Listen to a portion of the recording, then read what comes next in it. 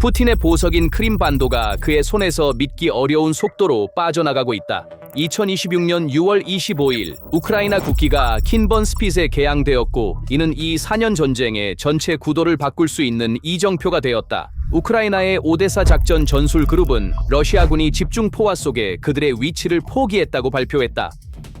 킨번에 대한 통제 변화는 푸틴 정권의 크림 방어 가능성을 위협하는 도미노 효과의 시작일 수 있습니다. 왜냐하면 킨번의 함락은 단순한 영토 상실이 아니기 때문입니다. 푸틴은 이 지점을 그의 가장 전개 부대인 공수부대로 4년 동안 지켰습니다. 이는 동시에 우크라이나가 크림으로 향하는 육로 관문 중 하나이며 흑해에서 균형을 기울이는 위치입니다. 그러나 지난 20일 동안 그것은 러시아의 부담으로 변했고, 그 전개 부대들은 그 지역을 떠나야 했습니다. 그래서 이 성과와 킨번의 깃발은 한 가지 가능성을 떠올리게 합니다. 다음은 크림반도를 목표로 한 지상 작전일 수 있습니다. 그렇다면 우리는 실제로 어떤 장소에 대해 이야기하고 있는 걸까요? 킨번은 드니프로 강이 흑해로 흘러 들어가는 입구에 있는 얇은 모래톱입니다. 길이는 약 10km, 기저부의 폭은 4km, 끝부분은 100m에 불과합니다. 작지만 이곳은 우크라이나에서 모스크바의 가장 서쪽에 위치한 군사 기지였으며 2022년에 러시아의 실제 목표는 오데사로 진격하는 것이었습니다.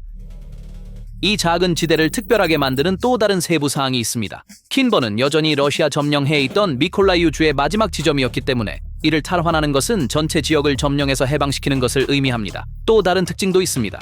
킨번은 러시아가 점령한 헤르손의 왼쪽 강둑과 육지로 연결되어 있습니다. 그래서 이 수비대는 어떻게 붕괴되었을까요? 답은 한 단어, 보급입니다. 6월 8일 크림반도를 기반으로 한 파르티잔 그룹 아테슈이가 놀라운 소식을 전했습니다. 러시아의 정예 337 공수연대 VDV가 그들의 위치를 포기하기 시작했습니다. 우크라이나의 공격으로 탄약, 연료, 식량의 공급이 완전히 끊겼습니다. 부대는 큰 손실을 입었고 그들의 화력팀은 더 이상 우크라이나 드론을 격추할 수 없었습니다. 일부 병력은 자포리자 지역으로 이동되었고 남은 병력은 인원이 부족하고 지원이 없었습니다. 며칠 후 공식 확인이 있었습니다. 오데사 특수작전 사령부의 지휘관 데니스 도시코프 대령은 킨번에서 러시아의 물류가 사실상 차단되었다고 말했습니다. 탄약, 식량, 연료 공급이 사실상 중단되었습니다. 군인은 음식과 깨끗한 물 없이는 싸울 수 없습니다. 정보에 따르면 그들은 이제 철수되고 있습니다. 이것은 아테슈의 주장 이후 첫 번째 공식적인 우크라이나의 확인이었습니다. 대피가 진행되는 동안 우크라이나는 더욱 강하게 압박했습니다. 킨번 남쪽 오차키우스케 근처에 위치한 러시아 몰니아 공격 드론의 지휘소가 파괴되었습니다. 요컨대 보급이 불가능한 위치는 유지될 수 없습니다. 킨번에서 정확히 그런 일이 벌어졌습니다. 게다가 킨번은 고립된 사건이 아닙니다. 그것은 크림반도를 둘러싼 더 넓은 포위망의 한 고리입니다. 우크라이나의 명시된 목표는 반도를 고립된 섬으로 만들어 물류를 차단하는 것이며, 그 결과는 2014년 합병 이후 최악의 연료 위기입니다.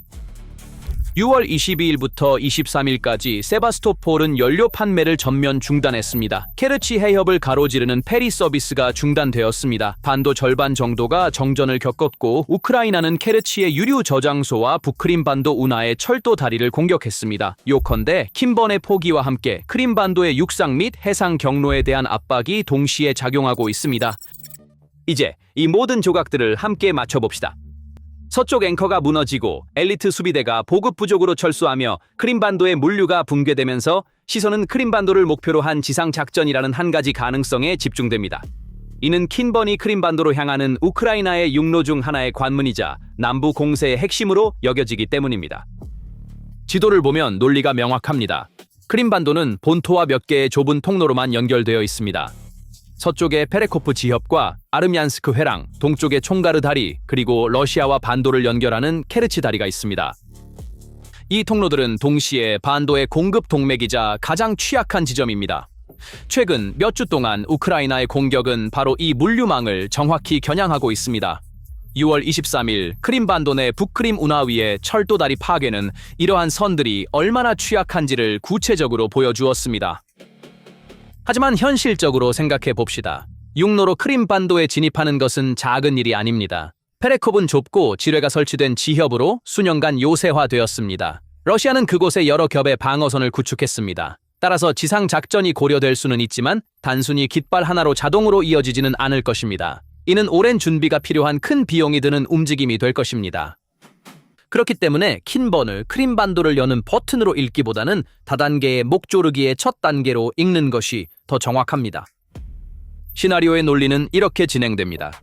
먼저 물류를 통해 반도의 방어를 약화시킵니다.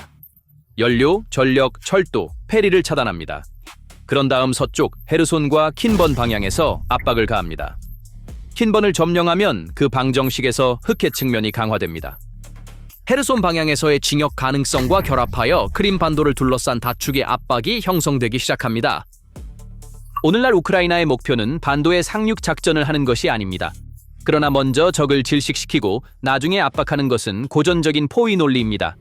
우크라이나의 의도는 그들의 말에서도 드러났습니다. 깃발을 올린 군대는 한 줄로 말했습니다. 언젠가 우리의 탱크가 크림반도 북부의 중요한 물류 교차점인 잔코이에 도달할 것입니다.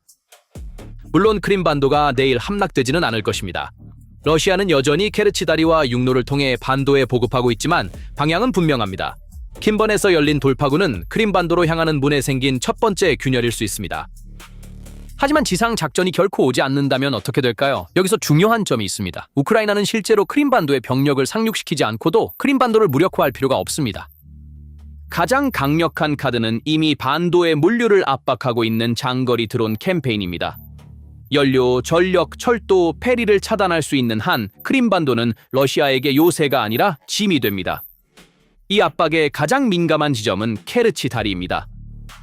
러시아의 2022년부터 크림반도로의 물리적 생명선인 이 다리는 우크라이나가 계속해서 공격해온 목표입니다. 완전히 파괴하지 않더라도 다리와 육로 회랑을 지속적으로 위협하는 것은 러시아가 단일 통로를 보호하기 위해 대량의 방공과 자원을 투입하도록 강요합니다. 같은 압박이 부크림 운하 철도와 케르치 페리에 적용됩니다. 하지만 아마도 가장 깊은 전략적 가치는 간접적인 것이다. 러시아의 주의와 예비군을 크림반도와 그 통로, 페레코프, 케르치, 서쪽 측면 방어에 집중시키면 전선의 다른 곳에서 러시아의 힘을 약화시켜 돌파구를 열 수 있다. 군사 용어로 이것을 고정작전이라고 한다. 적을 한 곳에 묶어두고 약한 곳을 공격하는 것이다. 크림반도에 대한 압박, 킨번의 깃발, 남부의 공격, 이 모든 것이 남부에서 러시아를 묶어두고 우크라이나가 동부나 다른 축에서 기회를 찾을 수 있는 여지를 줄 수 있습니다. 간단히 말해서 우크라이나의 선택지는 이분법적이지 않습니다. 완전한 상륙 작전이 아니더라도 드론으로 물류를 계속 압박하고 케르치 다리와 통로를 위협하여 러시아의 방공망을 약화시키거나 헤르손 킨번 선을 따라 제한적인 압박을 가하거나 이 전체 크림반도 위협을 고정도구로 사용하여 다른 곳에서 결정적인 움직임을 가능하게 할 수 있습니다. 각 옵션은 우크라이나가 요새화된 반도를 공격하지 않고도 러시아의 비용을 부과합니다. 한 발 물러서면 그림이 분명해집니다. 킨번은 작은 모래톱일 수 있지만 그 위에 개양된 깃발은 훨씬 더 큰 변화를 알립니다. 푸틴이 니해 전 오데사를 향해 나아가기 위해 잡고 있던 서쪽 앵커는 오늘날 보급이 불가능해 그의 정예 공수부대에 의해 포기되고 있습니다. 동시에 크림반도는 2014년 이후 최악의 물류 위기에 직면하고 있으며 연료가 고갈되고 전력이 끊기고 본토와 연결된 선이 공격받고 있습니다. 남부 전선의 핵심은 이제 우크라이나의 손에 있으며 이 압박은 지상 작전에 의존하지도 않습니다. 직접 밀어붙이거나 크림반도를 조여 러시아를 그곳에 묶어두든 우크라이나가 주도권을 쥐고 있습니다. 진짜 질문은 크림반도를 둘러싼 올가미가 계속 조여진다면 다른 전선을 약화시키는 대가로 푸틴이 자신의 반도를 지키기 위해 얼마나 더 많은 것을 쏟아부어야 할까요? 도네츠크에서의 진전은 멈췄지만 왜 진전이 완전히 멈췄는지 그리고 크림반도가 어떻게 이 위기에 도달했는지를 이해하려면 몇 주 전으로 되돌아가야 합니다. 실제 붕괴는 러시아 군대를 지원하는 두 주요 생명선이 동시에 끊어지면서 시작되었습니다. 첫 번째 동맥인 철도는 이번 주에 그 중심부를 직격당했습니다. 6월 8일 밤 모스크바에서 심페로폴로 가는 열차의 기관차가 드론 공격의 표적이 되었습니다. 러시아의 크림반도 여객 철도 서비스가 완전히 중단되었고 반도 전역의 열차 승객들이 대피했습니다. 공격에서 부기관사가 사망하고 기관사가 부상을 입었습니다. 같은 밤 반도는 일련의 다른 공격으로 인해 군사 비행장, 석유 저장소, 전기 변전소가 흔들렸습니다. 하지만 이것은 단발적인 사건이 아닙니다. 이는 캠페인의 정점입니다. 철도망의 중심인 잔코이 교차점, 반도의 남북과 동서를 잇는 결절점은 반복적인 공격 후 사실상 서비스가 중단되었습니다. 러시아는 이를 폐쇄라고 부르지 않습니다. 이 역을 기술역으로 재분류했지만 결과는 동일합니다. 잔코이는 더 이상 기차를 내리지 않고 더 이상 교차점으로 기능하지 않으며 매듭이 풀리면 케르치를 통해 반도 내부로 들어오는 화물의 분배도 중단됩니다. 동시에 잔코이 케르치 선에서는 훨씬 더 정밀한 사냥이 진행되고 있습니다. 우크라이나 제413 강습연대가 반도 동부 철도에서 러시아 기관차 2대를 공격했습니다. 운영자 중 한 명이 목표에 도달하기 위해 고압선 사이로 미끄러졌습니다. 기관차가 완벽한 목표가 되는 이유는 물류 수확에 있습니다. 기관차는 수십 대의 화차를 끌고 가며 타격을 받으면 모두 멈춥니다. 게다가 기관차는 건설 비용이 많이 들고 교체하는데 몇 주, 심지어 몇 달이 걸립니다. 수천 달러의 드론이 수백만 루블의 가치가 있는 기관차와 수십 대의 화물차가 운반하는 화물을 함께 무력화합니다. 연대의 성명은 법적 메시지를 담고 있었습니다. 운전자는 우크라이나 영토에서 기차 운행을 허가하는 문서를 가지고 있지 않았기 때문에 정지되었습니다. 두 번째 동맥인 고속도로는 철도가 붕괴되기 훨씬 전부터 이미 출혈하고 있었습니다. 리180 노보로시아, 로스토프에서 마리우폴과 멜리토폴을 거쳐 크림반도로 이어지는 주요 동맥이 체계적으로 해체되었습니다. 5월 29일 하루 동안 이 선을 따라 483대의 러시아 차량이 파괴된 것으로 보고되었습니다. 사설 운송업체들은 3,000달러의 제한에도 불구하고 그 경로를 거부했고 러시아 지휘부는 중장비 이동을 제한했습니다. 더욱이 위협은 단일 도로에 국한되지 않습니다. 전쟁연구소의 평가에 따르면 모스크바에서 로스토프로 내려가는 M04번 고속도로는 거기서 남쪽으로 크림과 루한스크로 갈라집니다. 유명한 M10C보다 더 중요합니다. 왜냐하면 그것이 진정으로 공급하는 동맥이기 때문입니다. 우크라이나 제3군단은 M04에 있는 5개의 점령 도시들에 대한 화력 통제를 선언했습니다. 즉, 그 도로의 교통을 타격할 수 있습니다. 이 고속도로들을 연결하는 H20도 또한 목표입니다. 러시아의 대응은 절박함을 드러냅니다. 마리우폴 베르디안스크 교통은 주요 고속도로에서 벗어나 해안 측면 도로로 이동되었습니다. 군용 트럭이 민간 차량으로 위장되기 시작했고 방수포의 색이 바뀌고 차량은 흰색으로 도색되었습니다. 그러나 이러한 조치는 공급 속도를 낮추고 문제를 해결하지 못합니다. 문제는 개별 차량이 아니라 전체 통로가 지속적으로 감시되고 있다는 점입니다. 철도가 끊긴 순간 도로는 이미 예비 수단이 아니었습니다. 이 두 전선에 대한 공격은 무작위가 아닙니다. 그 뒤에는 선언된 프로그램이 있습니다. 5월 27일에 우크라이나 국방부 장관 페도로프는 이전에 비밀리에 진행되던 캠페인을 공식 전략인 물류 봉쇄로 전환했습니다. 첫 번째 단계에서 약 1억 1,300만 달러가 가장 효과적인 여단에 투입되었습니다. 페도로프의 공식은 명확했습니다. 적은 전선에서 멀리 떨어져 있어도 안전하다고 느끼지 못할 것입니다. 프로그램의 중심에는 자율 타겟팅이 가능하고 전자전에도 강한 중거리 드론이 있습니다. GPS 교란으로 쉽게 격추되지 않습니다. 결과가 측정 가능해지고 있습니다. 전쟁연구소에 따르면 최근 몇 달 동안 우크라이나의 심층 타격 능력이 배가되었으며 이러한 타격은 러시아 후방에 더욱 심오한 연쇄 효과를 일으킬 것으로 예상됩니다. 그리고 이 연쇄의 전선 반영이 이제 숫자로 나타났습니다. 러시아의 월간 영토 획득은 공개 소스 데이터에 따르면 수백 제곱킬로미터에서 월 14제곱킬로미터로 급감했습니다. 전진할 때 치르는 대가가 증가했습니다. 제곱킬로미터당 손실은 2025년 10월에 67명에서 2026년 4월에 179명으로 증가하여 약 6개월 만에 2배 반이 되었습니다. 물류가 막히면서 전선의 공격도 숨이 막히고 있습니다. 두 동맥이 모두 압박을 받으면 실제 타격은 전방 부대에 가해집니다. 전방의 대대는 평균적으로 약 열흘간의 자율 공급 능력을 갖추고 있습니다. 그 이후에는 탄약, 연료, 식량, 물이 고갈됩니다. 이러한 이유로 모든 것은 대규모 후방 기지에서 운반되어야 합니다. 그러나 우크라이나의 공격으로 인해 이 창고들은 전선에서 50에서 100km 뒤로 밀려났습니다. 창고가 멀어질수록 마지막 마일이 길어지고 공급 효율이 떨어지며 전선의 작전 능력이 약화됩니다. 이로 인해 첫 번째 희생자는 러시아의 주요 장점인 화력입니다. 연료와 포탄이 제때 도착하지 않으면 포병은 침묵하기 시작합니다. 군대의 힘은 무기를 소유하는 데 있는 것이 아니라 그 무기에 포탄을 운반할 수 있는 데 있습니다. 남쪽에 있는 약 20만 명의 그룹에게는 상황이 점점 좁아지고 있습니다. 전진할 수 없는 군대는 충분한 보급을 받을 수 없고 후퇴할 기피도 없습니다. 이곳에서 가장 안전한 지역이라는 크림반도의 신화가 뒤집힙니다. 단 하나의 다리, 하나의 교차로, 하나의 기관차로 공급될 수 있는 반도는 더 이상 자산이 아니라 부담입니다. 푸틴이 공격할 수 없다고 여겼던 후방기지가 그것을 지원하는 군대를 가두는 함정으로 변하고 있습니다. 철도와 주요 고속도로가 모두 마비되면서 러시아 장군들은 당황했습니다. 그들은 남아있는 모든 보급 호송대를 강제로 다른 다리로 돌려 우크라이나의 최종 함정에 빠져들었습니다. 이 고립 전략의 전장 구현은 순차적이고 조정된 공격에 의해 형성되었습니다. 짧은 5일 동안 크림반도를 헤르손과 자포리자 본토와 연결하는 7개의 중요한 다리가 타격을 받았습니다.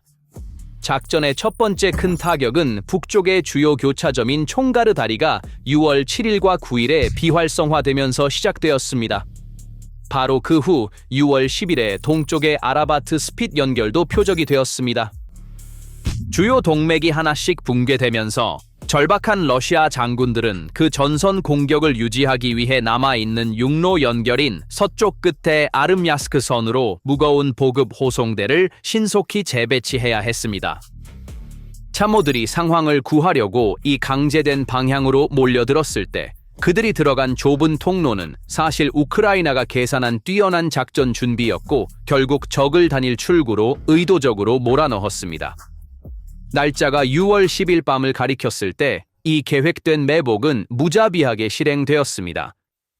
자정부터 새벽 4시까지 지속된 협력 작전에서 총알가 폐쇄되어 아르미안스키 교차로에 모일 수밖에 없었던 대규모 호송대의 약 50대의 트럭이 표적이 되었습니다. 이 호송대는 점령된 헤르손주에서 출발하여 연료 탱크와 탄약을 실은 차량들로 구성되어 자포리자 전선의 훌라이폴레로 향하고 있었으며 제-37 및 제-64 기계화 소총 여단으로 향하고 있었습니다. 우크라이나는 이 움직임을 처음부터 주시하고 있었습니다. 작전 뒤에는 우연의 여지를 남기지 않는 깊은 정보망이 작동하고 있었습니다. 공개 소스와 현장 지휘관들의 진술에 따르면 우크라이나 제1독립돌격연대 475 돌격연대 코드 9.2 그리고 SBU 알파그룹은 사이버 정보와 신호 차단 데이터를 바탕으로 이 순간을 기다리고 있었다. 연대장 드미트로 페룬 필라토프의 말에 따르면 적의 움직임은 무선 도청과 사이버 침투를 통해 미리 해독되었고 적절한 순간을 기다렸다고 합니다. 차량 행렬이 교차로에 몰려들자 야간의 어둠 속에서 열화상 카메라가 장착된 정찰 드론으로 차량들이 하나씩 식별되었습니다. 그 후 우크라이나의 심층 타격 무기인 파이어포인트 유형 무인 항공기로 정밀 타격이 수행되었습니다. 공격은 자정부터 이른 아침까지 몇 시간 동안 지속되었습니다. 독일 군사 분석가들이 만든 비유는 현장의 상황을 명확히 요약합니다. FP2 드론은 현장에서 두 번째 하이마스 시스템이 되었습니다. 그들은 먼저 교차로를 공격한 후 교통체증에 갇힌 행렬을 목표로 삼았습니다. 수십 대의 차량이 심각한 타격을 입었고 대열의 상당 부분이 작전 능력을 상실했습니다. 차량들이 공격을 받는 동안 같은 밤에 아미안스크와 인접한 케이란노페레콥스크의 다리도 중화기로 무력화되었습니다. 세바스토폴의 만에서도 폭발이 보고되었습니다. 키이우 인디펜던트는 공식적으로 작전을 확인했습니다. 50대의 러시아 군용 차량이 공격으로 무력화되었고 추가 공격 없이도 다리가 사용할 수 없게 되었습니다. 이 작전의 동시적이고 파괴적인 구조는 현대 전쟁 문헌에서 주목할 만한 개념적 진화를 나타냅니다. 몇 달 전 미국 유럽 사령부 사령관 벤 호지스 장군이 언급한 전략 교리를 상기해 봅시다. 호지스는 물류 네트워크를 약화시키는 평가에서 다리를 물리적으로 제거하거나 파괴할 필요가 없다는 비전을 주장했습니다. 그 위에 교통을 멈추고 그 선을 안전하지 않게 만드는 것으로 충분합니다. 우크라이나의 전략적 사고는 이 이론적 접근을 실제로 전환하여 훨씬 더 복잡하고 무자비한 함정 메커니즘으로 만들었습니다. 그들은 단지 교통을 멈추는 것에 만족하지 않았습니다. 그들은 적을 자신들이 원하는 단일 경로로 몰아넣고 사이버 정보로 그 좁은 교차로에 차량 행렬이 모이기를 인내심 있게 기다렸습니다. 그런 다음 차량을 먼저 파괴하고 다리를 폭파했습니다. 호지스가 구상한 전술은 교통을 멈추는 것을 넘어 적의 물류를 거대한 깔때기에 가두고 폭파하는 전략으로 전장 현실로 변모했습니다. 아르미안스크 고속도로에서 이 호송대가 불타는 연기가 채 가시기도 전에 작전의 지진파 효과는 이미 남부 전선의 먼 끝까지 도달했습니다.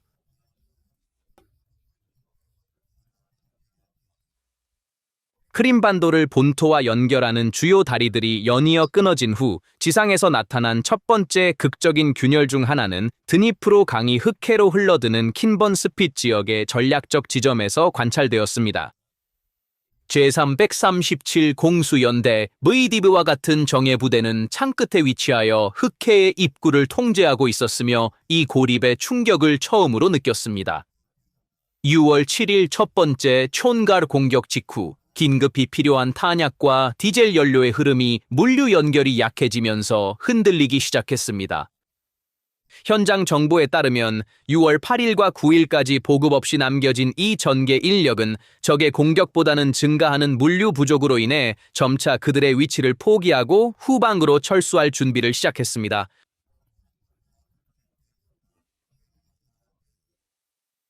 진정으로 파괴적인 목표는 자포리자 선의 오리히우와 훌리아이폴레 축에서 공격 명령을 기다리고 있는 대규모 14만 명의 러시아 집중 부대였습니다. 아르미안스크 교차로에서의 호송대 파괴로 인해 제37 및 제64 기계화 소총 여단의 장갑 차량은 연료 부족의 위험에 직면했고 포병대는 탄약 부족의 위험에 직면했습니다. 기갑 및 기계화 여단의 중추는 디젤과 포탄의 끊임없는 공급으로 유지됩니다. 탱크와 장갑차의 엔진이 연료 부족으로 멈추면 이 전쟁 기계들은 움직일 수 없는 표적이 됩니다.